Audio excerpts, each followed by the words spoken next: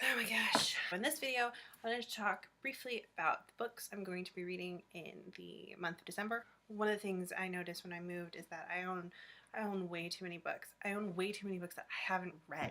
The first thing I want to talk about is this month's Jane Austen read-along book. And I mentioned this in my November wrap-up where I read the first book for that, which was Pride and Prejudice. So in December, we're reading Emma, which is either the longest or the second longest of Jane Austen's books, and one of my favorites. And if you've never seen the movie with Gwyneth Paltrow, I highly recommend it. The next thing I'm reading in December is something I started reading in November, but I'm reading it kind of slowly because I want to savor it, and that is Citizen, an American lyric. And it's a mix of, I would say, it's a mix of poetry, kind of prose poetry, some small short essay, pictorial essay. It's an alternative format book, and I'm reading it on the recommendation of Jen Campbell. I'll leave a link to her channel down below. She is a phenomenal booktuber. If you like poetry or literary fiction, or you want to get into either of those things, she is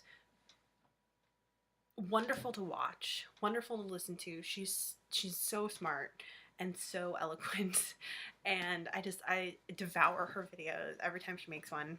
The next thing I'm reading is a continuation of my Harry Potter read through, first time read through, and so I began this book, and you can see I'm about 100 pages into it. So it's book 5, The Order of the Phoenix, and I started this last month as part of Tome Topple because I read Goblet of Fire really fast for Tome Topple, and then I got really overambitious thinking that, oh, I can totally read this in a week before the end of the month. And I could have, and I probably should have pushed myself to do that, but I was really trying to stay focused on NaNoWriMo and to finish strong on my writing, my own personal writing, and I was also moving in the last week of the month, and so this frankly fell to the wayside. But I'm going to finish it in December. And one of the things I noticed reading this is that I read The Goblet of Fire on a digital edition, checked out from the library, and that was really, I think that really contributed to how fast I read that book. I think I read that book in 4 days, and it's about the same length. I honestly don't know which one is longer, but they're pretty close in length. And this is obviously a brick, like an actual brick. And whereas with the Goblet of Fire, no matter how long it was, no matter how tired I was, I could just open my Kindle app on my MacBook and read a couple chapters, and it wasn't hard. But if I'm like tired, physically exhausted, and the thought of picking this up, reading it, is a lot more daunting. I'm a child of the 21st century. I'm a child of the digital age. I really love reading digitally, and that is what I'm coming to terms with, and that's part of why I'm trying to read all my physical books so that I can sell them, because I honestly don't want physical copies of them anymore.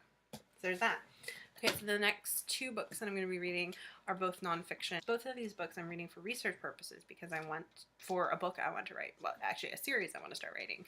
And I don't think I've ever talked about it on my blog, but I really want to write a historical steampunk trilogy set in late 19th century Seattle, or late 19th century, early 20th century Seattle. Kind of a strange setting for steampunk, which is usually either the Wild West of America or Victorian London. But I got this idea, and it's gonna be werewolves and magic and sail barges, and I'm really excited. The first one is this, and it's called Hard Drive to the Klondike. It's not very long. It's only about 100, about 100 pages, and it's got a lot of pictures because it's nonfiction. But it's specifically, I'm really excited to read this because it's specifically about Seattle during the gold rush. And then the other book I'm going to be reading this month for research purposes is it's called Sons of the Prophets, and it's by Bill Spiedel. I don't know how to say his name. I always think it's Spiedel.